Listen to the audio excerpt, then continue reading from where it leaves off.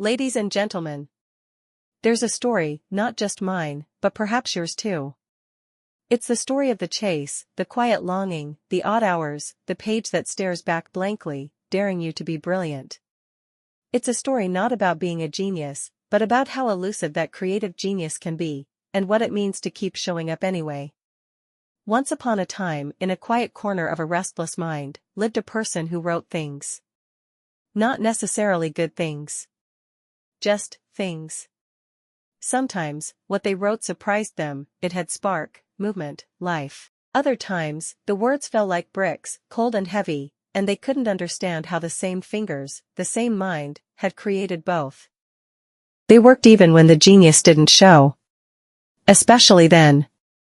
Because they had a job. Their job was not to be brilliant, it was to be present. They no longer punished themselves when the work was bad. That wasn't their fault. Nor did they take full credit when it was dazzling. That wasn't entirely them either. It was a collaboration, of sorts. The genius floated through the world like mist, visiting those who were awake and humble enough to notice. Some days, the genius perched gently on their shoulder, whispering things so true it made their hands tremble. Other days, it stayed away, but the writer still wrote. Because that's what you do when you believe in the genius, not as you, but as something that loves to work with you. Maybe that genius visits you too. In the shower, in a dream, in the strange rhythm of footsteps on concrete. And maybe, like the writer, you don't always feel worthy. One night, while walking through a field of unproductive thoughts, they looked up and whispered, "Where are you? Where did you go?" And then something odd happened. The creative genius answered. Not in a loud booming voice or a flash of fire, but as a breeze behind the ear. It said, "I'm not yours.